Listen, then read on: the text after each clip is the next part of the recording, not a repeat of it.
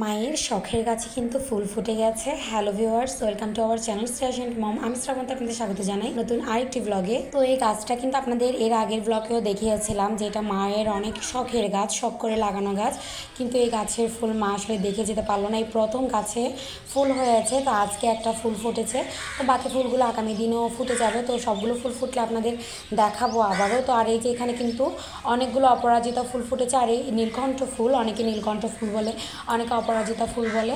তো এই ফুলটা কিন্তু যেটা এক পাপড়ির হয় সেটার চেয়ে কিন্তু এটা যেহেতু অনেকগুলো পাপড়ি, এটাই বেশি ভালো লাগে। আর এখানে এই যে এই ফুলগুলোকে আমরা 10টা ফুল, 12টা ফুল এইভাবে বলি, কিন্তু আসলে এটা কিন্তু এর রিয়েল নাম না। এর রিয়েল নামটা আসলে আমার জানা নেই। আপনাদের যদি জানা থাকে আপনারা অবশ্যই কমেন্টে জানিয়ে দিবেন।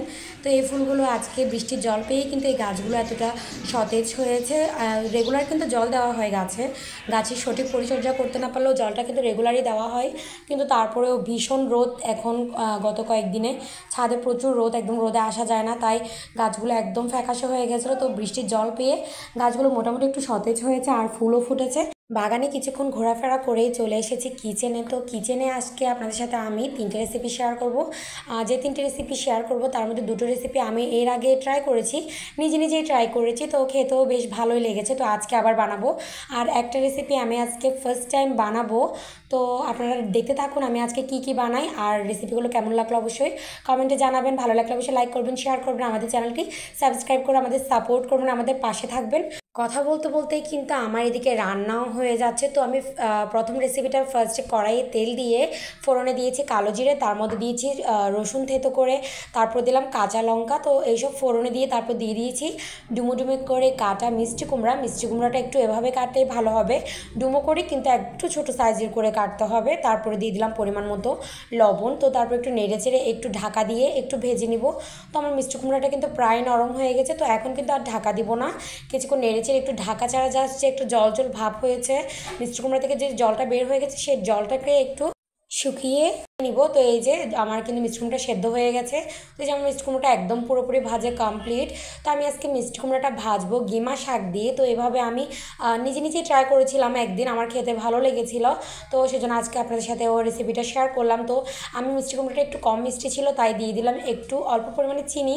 যদি মিষ্টি কুমড়াটা বেশি মিষ্টি হয় তাহলে চিনিটা দেওয়ার দরকার নেই, যেহেতু এটা বাজার থেকে কিনে আনা মিষ্টি কুমড়া খুব একটা মিষ্টি ছিল না, তাই আমি একটু মিষ্টি দিয়ে দিলাম। তো তারপরে দিয়ে দিলাম এই যে গিমা শাকগুলো দিয়ে দিলাম। তো এটা এভাবে ভেজে নিব।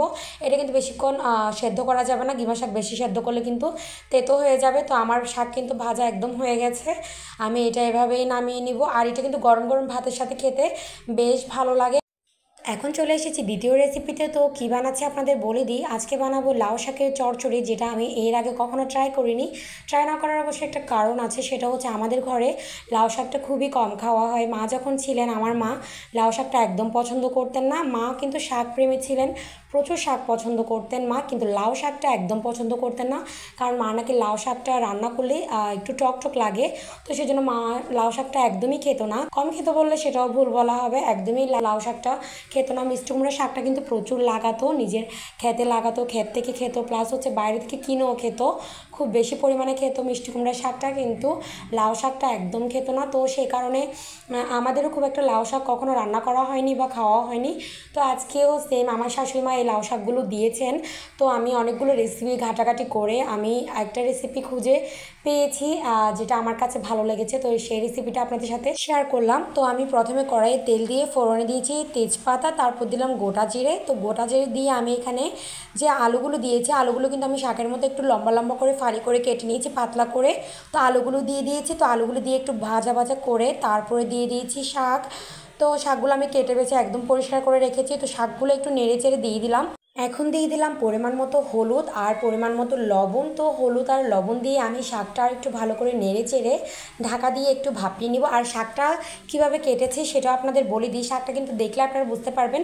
আমি কিন্তু এখানে শাকের পাতা খুবই কম ব্যবহার করেছি। তো যে শাকের পাতাটা রেখেছি আমি, সেই পাতাটা কিন্তু ফেলে দিইনি।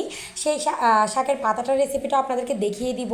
সেই শাকের পাতাটা আমি কী করেছি, তো আমি এখানে কিন্তু ডাঁটাটাই বেশি নিয়েছি, আর পাতা মাত্র কচি একটা দুটা পাতা আমি এখানে দিয়েছি, কারণ লাউ শাকের পাতা কিন্তু বেশি সেদ্ধ করলে টক হয়ে যায়। তো আমি এখানে কিন্তু পাতাটা খুবই কম ব্যবহার করেছি।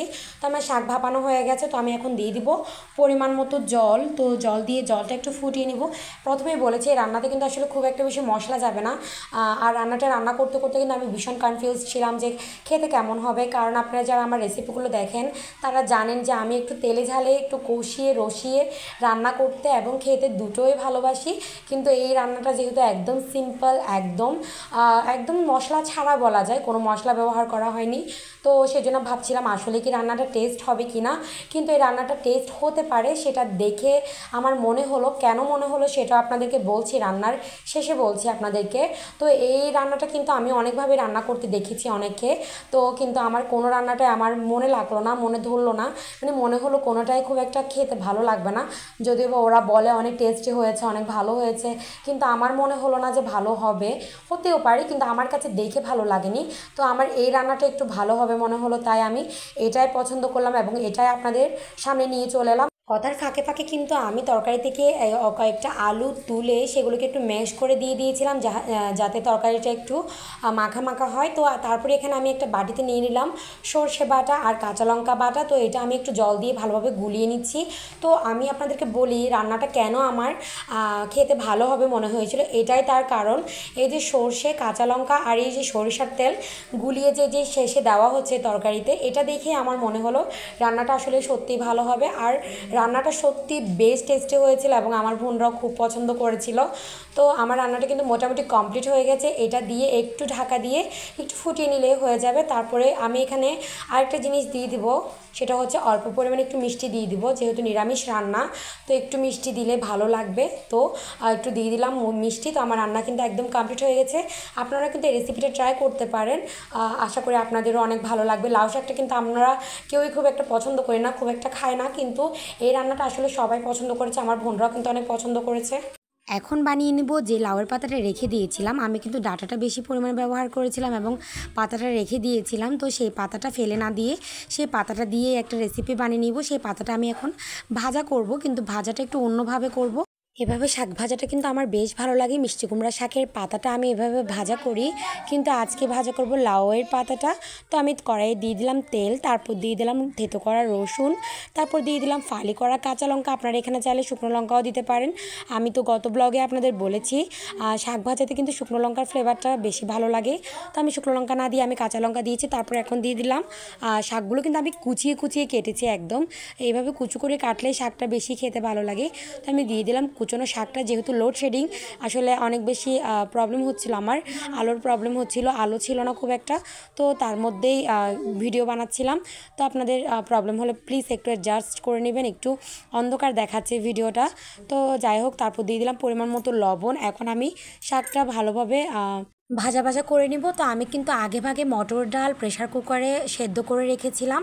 তো আমার ডালটা কিন্তু একটু বেশি ফুটে গেছে, তো আপনারা আর একটু কম ফুটাবেন। একটু গোটা গোটা থাকলেই কিন্তু দেখতেও ভালো লাগে আর খেতেও ভালো লাগে। তো আমার প্রেশার কুকারে যেহেতু ডালটা আমি আগে ভিজিয়ে রেখেছিলাম, প্রেশার কুকার এক সিট দিতেই ডালটা অনেকটা গলে গেছে। তো ডালটা হয়তো বেশ নরম ছিল, তো আপনারা একটু গোটা গোটা রাখবেন। গোটা গোটা রাখলেই কিন্তু খেতে ভালো লাগে আর দেখতেও ভালো লাগে। তো ডালটা দিয়ে আমি এখানে দিয়ে দিলাম অল্প পরিমাণে হলুদের গুঁড়া, যেহেতু ডালটা দেওয়াতে শাকটা একটু সাদা সাদা লাগছিল, তাই একটু হলুদের গুঁড়া দিয়ে দিলাম। তো হলুদের গুঁড়া দিয়ে আমি এটা একটু ভালোভাবে নেড়ে চেড়ে এটার কিন্তু একটু জল জল যে ভাবটা, সেই জল জল ভাবটা একটু শুকিয়ে নিব। ব্যাস, কিন্তু আমার শাকটা একদম রেডি হয়ে যায়। এখানে আর কিছুই যাবে না, এই যে জল জল ভাবটা কিন্তু চলে গেছে, দেখুন একদম শুকনো শুকনো হয়ে গেছে।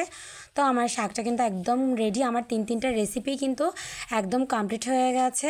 তো এগুলো খুবই সিম্পল রান্না, কিন্তু খেতে বেশ ভালো লাগে। যেহেতু এখন প্রচণ্ড গরম, সেহেতু এই ধরনের হালকা পাতলা রান্নাগুলোই কিন্তু এখনের জন্য একদম পারফেক্ট রান্না। তো আপনারা এই রেসিপিগুলো এই গরমে ট্রাই করে দেখতে পারেন। আজকের ভিডিওটা এ পর্যন্ত। সকালে ভালো থাকুন, সুস্থ থাকুন, টাটা।